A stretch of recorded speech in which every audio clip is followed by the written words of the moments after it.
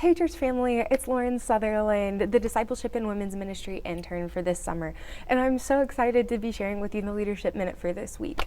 So for this Leadership Minute, we're going to be going over the entirety of 1 Timothy 1.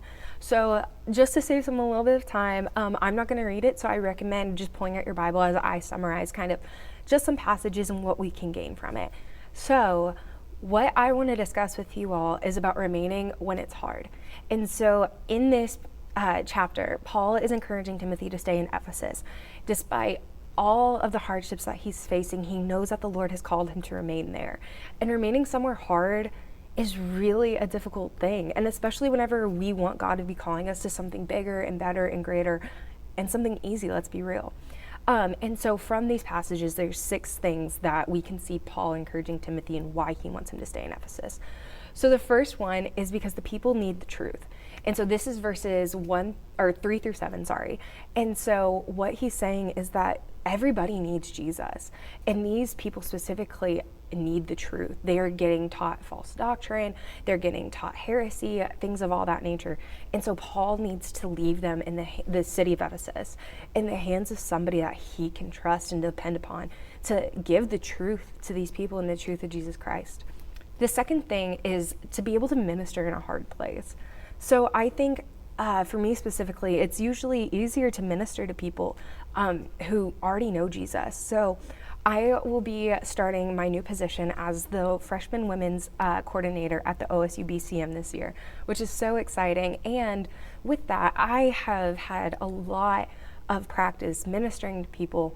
And a lot of times I find myself drawn to people who already know, so I don't have to go and explain, or we don't have different worldviews and I don't have to argue and all this stuff. And the Lord has recently just really put upon my heart that Jesus sat with the sinners, and that's what we're supposed to do as well. And we're supposed to go out of our way to make sure that we have a circle of people that we're actively ministering to at all times. And so yeah, that's the second point.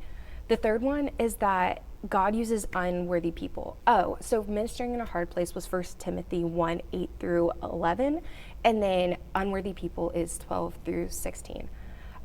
Stepping into this new position, it's actually a position that was created specifically for me at the OSU BCM, and that is so amazing, and I'm so honored.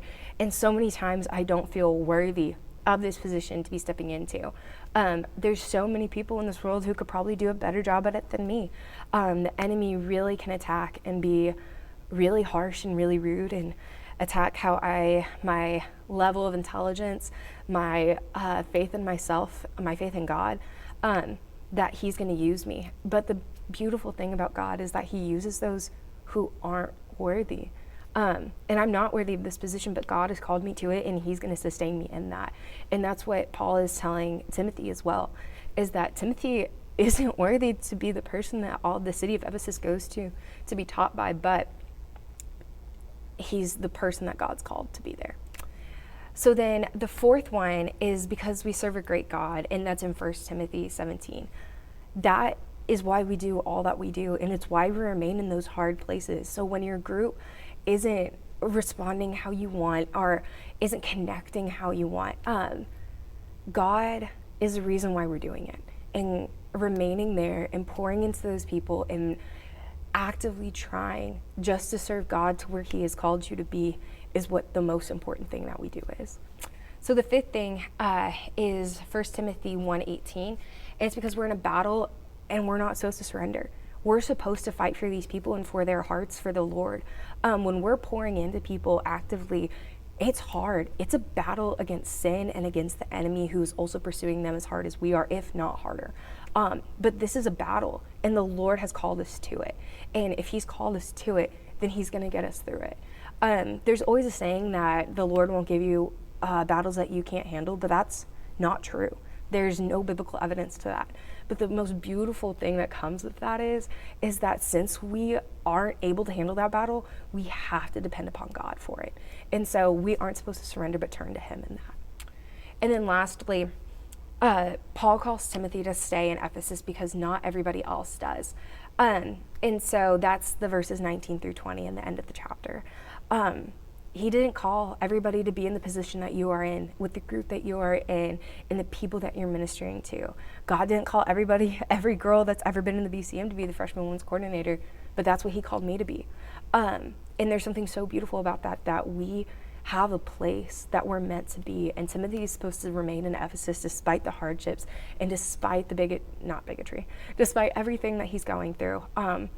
And that's just so cool that the Lord has created that place for all of us. So yeah, I would recommend giving it all a read. 1 Timothy 1 is just absolutely phenomenal and will really encourage you as you walk through hard times in your teaching, in your pouring into other people. And yeah, I will be praying for you, church family, and please be praying for me as I step into this new role in the coming weeks. And yeah, thank you all for letting me be the intern this year. It's been a blast. Bye, guys.